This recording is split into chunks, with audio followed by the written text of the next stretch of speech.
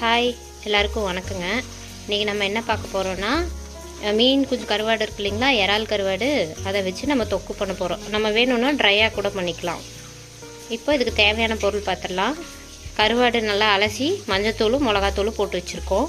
இந்த பக்கம் பார்த்திங்கன்னா பெரிய வெங்காயம், அப்புறம் தக்காளி, சோம்பு, பூண்டு, கருவேப்பிலை, மல்லித்தலை, அப்புறம் உப்பு நம்ம ஆட் பண்ணும்போது தேவைன்னா போட்டுக்கலாம். ஏன்னா இறா குஞ்சில் உங்களுக்கு மேக்ஸிமம் உப்பு இருக்காது, கருவாட்டில் தான் ஜாஸ்தியாக இருக்கும். இதில் உப்பு கம்மியாக தான் இருக்கும். வேணும்னா டேஸ்ட் பார்த்துட்டு உப்பு ஆட் பண்ணிக்கலாங்க. இப்போ நம்ம வெங்காயம் தக்காளியில் கட் பண்ணி எடுத்துக்கலாம். பாருங்கள், வெங்காயம் நல்லா பொடி பொடியாக கட் பண்ணி எடுத்துக்கிட்டோம். தக்காளி ஒன்று கட் பண்ணி எடுத்தாச்சு. மஞ்சத்தூளும் மிளகாத்தூளும் போட்டு அந்த இறாலை நல்லா பரட்டி வச்சுருக்கோம். பூண்டெல்லாம் தட்டி வச்சாச்சு. இதுக்கப்புறம் நம்ம ஃபஸ்ட்டு இறாலை எண்ணெயில் போட்டு ஃபஸ்ட்டு பொரிச்சு எடுத்துக்கலாம்.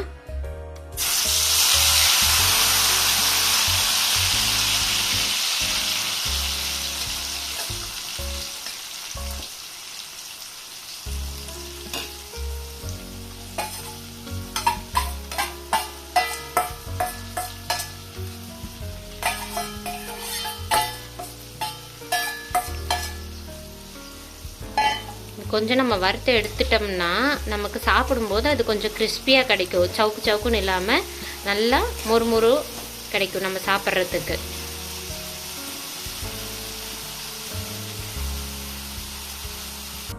இப்போ இது கூட பூண்டு ஆட் பண்ணிக்கலாங்க. அந்த பச்சை வாசமெல்லாம் போயிருங்க, அதுக்காண்டி தான் அது கூட போட்டு பூண்டை வறுக்கிறது. அதுலேயே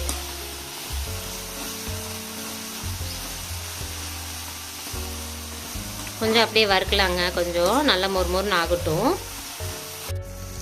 இப்போ பாருங்கள், இது நல்லா வறுத்தாச்சு. இப்போ தனியாக வேற ஒரு பாத்திரத்தில் எடுத்து வச்சுக்கலாம்.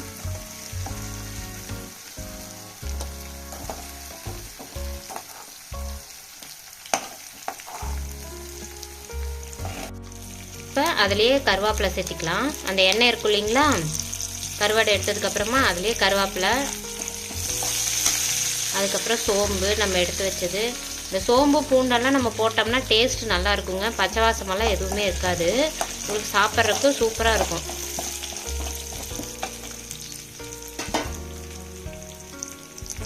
அதுக்கப்புறம் நம்ம வெங்காயம் ஆட் பண்ணிக்கலாங்க. வெங்காயம் நீங்கள் எந்த அளவுக்கு ஆட் பண்ணுறீங்களோ அந்த அளவுக்கு உங்களுக்கு நல்லாயிருக்கும். ஏன்னா ஒவ்வொருத்தங்களுக்கு கருவாட்டை விடவும் வெங்காயம், அதில் இருக்கிற வெங்காயம் ரொம்ப பிடிக்கும். எங்கள் வீட்டிலலாம் பார்த்தீங்கன்னா கருவாடை விட வெங்காயம் தான் அவர் சாப்பிடுவாருங்க அதிகமாக. அதனால் நாங்கள் கொஞ்சம் வெங்காயம் அதிகமாகவே சேர்த்திக்குவோம். இதை கொஞ்சம் நல்லா வறுத்துடலாங்க, வணக்கிடலாம்.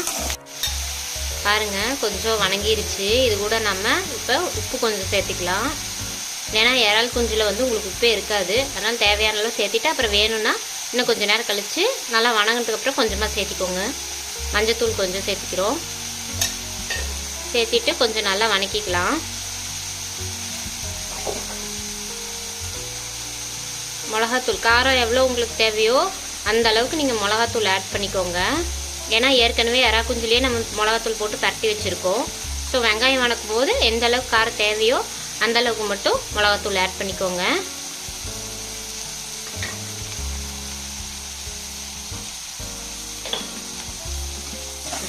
அப்புறம் தக்காளி சேர்த்திக்கோங்க. நீங்கள் உங்களுக்கு கொஜ்ஜு பதத்தில் வேணும்னா நீங்கள் தக்காளி ஒன்றுங்கிறது 2 கூட சேர்த்திக்கலாம். இல்லை நம்ம ட்ரையாக வறுத்தா போதும் அப்படின்னு நினச்சிங்கன்னா ஒரே ஒரு தக்காளி மட்டும் சேர்த்துங்க போதும். 2 சேர்த்துனிங்கன்னா தொக்கு பதம் வந்துடும் உங்களுக்கு. ரெண்டுமே உங்களுக்கு சாப்பிட்றதுக்கு சூப்பராக இருக்குங்க. அதுவும் ரசம் அதுக்கெல்லாம் வச்சு சாப்பிட்டிங்கன்னா சாம்பார் கூட சூப்பராக இருக்குது. வெறுமனே கூட நம்ம ஒயிட் ரைஸில் போட்டு பிணைஞ்சு சாப்பிட்லாம். ரொம்ப டேஸ்ட்டாக இருக்கும். இந்த கொஞ்சம் நல்லா வணங்கட்டுங்க. பாருங்கள், இப்போ இந்த அளவுக்கு வணங்கி இருக்குது. வெங்காயம் தக்காளி எல்லாம் சேர்ந்து கொஞ்சம் நல்லா எண்ணெய் ஊற்றிக்கோங்க வணங்குறதுக்கு. எண்ணெயிலேயே வணக்கணுங்க, அப்போ தான் ரொம்ப நல்லா டேஸ்ட்டாக இருக்கும். இப்போ இந்த அளவுக்கு வணங்கினதுக்கப்புறமா நம்ம ஏற்கனவே வறுத்து எடுத்து வச்சுருக்குறோம் இல்லைங்களா, அந்த கருவாடை உள்ளே ஆட் பண்ணிக்கோங்க.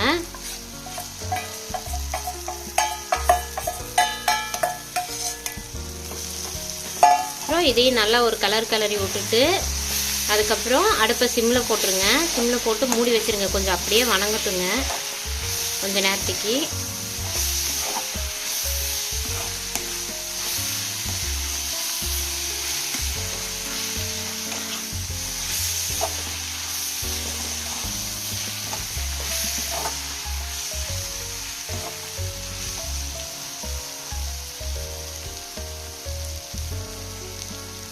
சிம்மில் அடுப்பு மாற்றிடுங்க. மாற்றிட்டு ஒரு பிளேட் போட்டு அதை மூடி வச்சுருங்க. கொஞ்சம் நேரம் ஆகட்டும். பார்த்தீங்களா, இப்போ பாருங்கள், இப்போ இந்த அளவுக்கு நல்லா வணங்கிடுச்சுங்க. வணங்கினதுனால இதுக்கப்புறமா நீங்கள் அவ்வளோதாங்க, ஃபுல்லாக நல்லா வணங்கிடுச்சு. இதுக்கப்புறமா நீங்கள் மல்லித்தலை ஆட் பண்ணி கடைசியில் இறக்குனீங்கன்னா போதும். கொஞ்சம் நல்லா எண்ணெய் விட்டு வணக்குங்க.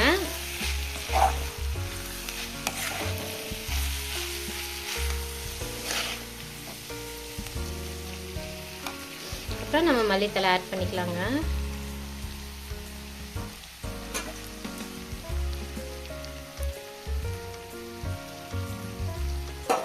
அவ்வளோதாங்க, இப்போது ரெடி ஆயிடுச்சு. நம்ம எடுத்து சாப்பாட்டில் எதில் வேணாலும் வச்சு நம்ம சாப்பிட்லாங்க. ரசத்துக்கு தொட்டுக்கலாம், இல்லைன்னா ஒயிட் ரைஸில் போட்டு நல்லா பிணைஞ்சு சாப்பிட்லாம். சூப்பரான டேஸ்ட்டில் இருக்குங்க. நீங்கள் ஒருக்கா செஞ்சு பாருங்கள் வீட்டில். செஞ்சுட்டு எப்படி இருந்ததுன்னு எங்களுக்கு கமெண்ட் பண்ணுங்கள். தேங்க்யூ.